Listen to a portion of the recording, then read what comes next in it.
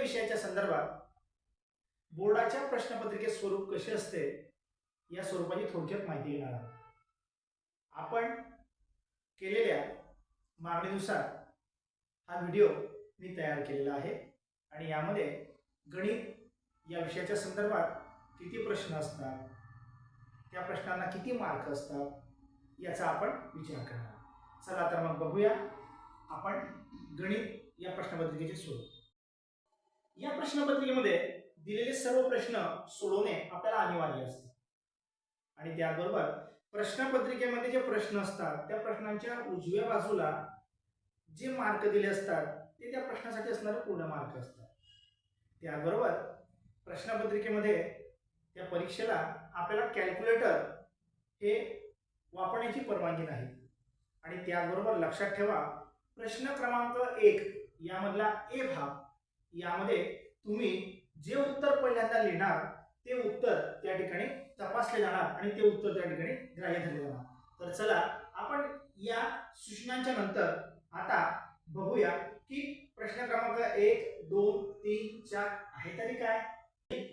गणिताच्या प्रश्नपत्रिकेमध्ये प्रश्न क्रमांक 1 जो आहे यामध्ये A choose the correct alternative from the given म्हणजे दिलेल्या पर्यायामधून योग्य पर्यायाची निवड करा.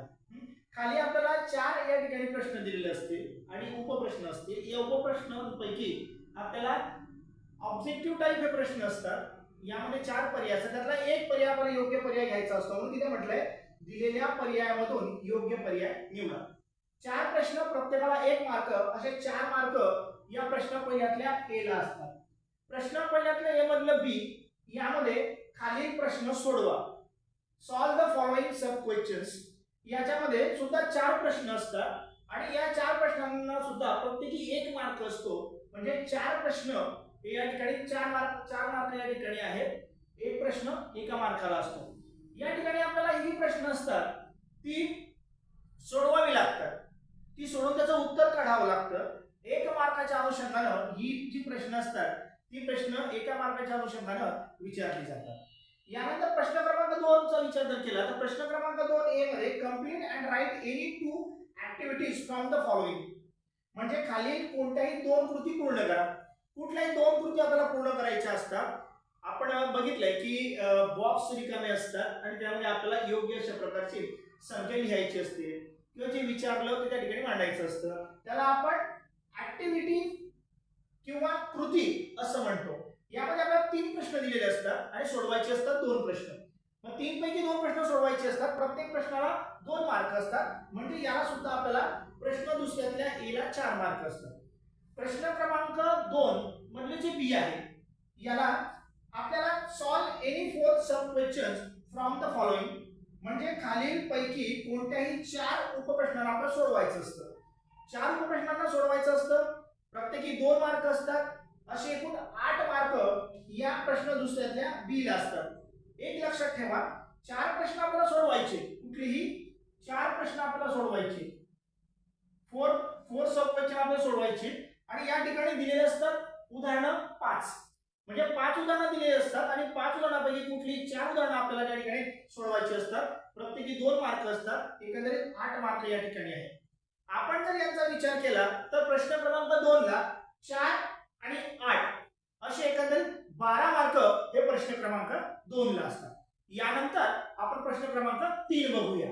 प्रश्न क्रमांक 3 ए मध्ये complete and write any 1 activity from the following म्हणजेच खालीलपैकी कोणतीही एक कृती पूर्ण करा. आपल्याला एक कृती त्या ठिकाणी पूर्ण करायची असते.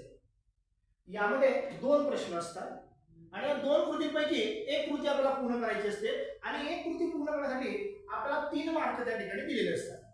यानंतर प्रश्न क्रमांक 3 चा बी भाग या ठिकाणी आहे solve any 2 sub questions from the following म्हणजेच खालीलपैकी कोणतेही 2 उपप्रश्न सोडवा.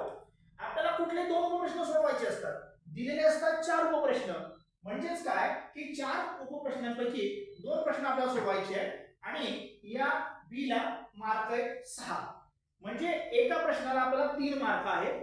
या ठिकाणी 4 पैकी कुठलेही 2 आपल्याला सोडवायचे असतात. यानंतर प्रश्न क्रमांक 4 मध्ये solve any 2 sub question from the following म्हणजेच खालील कोणतेही दोन उपप्रश्न सोडवा. यामध्ये काठिण्य पातळी वाढत जाते. यामध्ये तीन प्रश्न दिलेले असतात. तीन प्रश्नांपैकी आपल्याला दोनच प्रश्न सोडवायचे आहेत. तीन प्रश्नांपैकी दोन प्रश्न सोडवायचे आहेत आणि या ठिकाणी मार्क आहेत 8. म्हणजे एका प्रश्नाला 4 मार्क त्या ठिकाणी आहेत. एका प्रश्नाला 4 मार्क त्या ठिकाणी आहेत.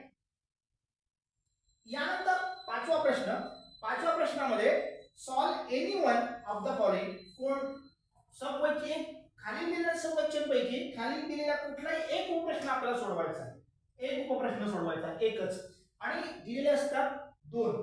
म्हणजेच दिलेल्या दोन प्रश्नांपैकी एकच उपप्रश्न आपण सोडवतो. याला मार्क असतात 3.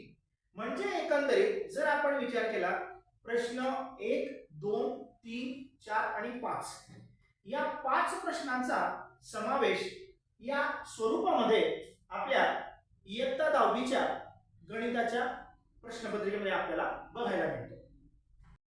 म्हणजे जर आपण विचार केला तर प्रश्न क्रमांक 1 यामध्ये ए आणि बी आहे. ए ला 4 मार्क, बी ला 4 मार्क. एकंदरीत या प्रश्न क्रमांक 1 ला 8 गुण आहेत. त्याचबरोबर प्रश्न क्रमांक 2 यामध्ये ए आणि बी आहे. यामध्ये ए ला 4 गुण आणि बी ला 8 गुण असे एकंदरीत 12 गुण आहेत. त्याचबरोबर प्रश्न क्रमांक 3 ला ए ला 3 गुण आहेत आणि बी ला 6 गुण आहेत. एकंदरीत 9 गुण या ठिकाणी आहेत. प्रश्न क्रमांक 4 8 गुण आणि प्रश्न क्रमांक 5 3 गुण. म्हणजेच विद्यार्थी मित्रांनो आपण जर बघितलं तर 40 गुणांची विभागणी ही प्रश्ननिहाय मी या ठिकाणी दाखवलेली आहे. आपल्याला पहिला प्रश्न 8 गुणांचा, दुसरा प्रश्न 12 गुणांचा, तिसरा प्रश्न 9 गुणांचा, चौथा प्रश्न 8 गुणांचा आणि पाचवा प्रश्न 3 गुणांचा.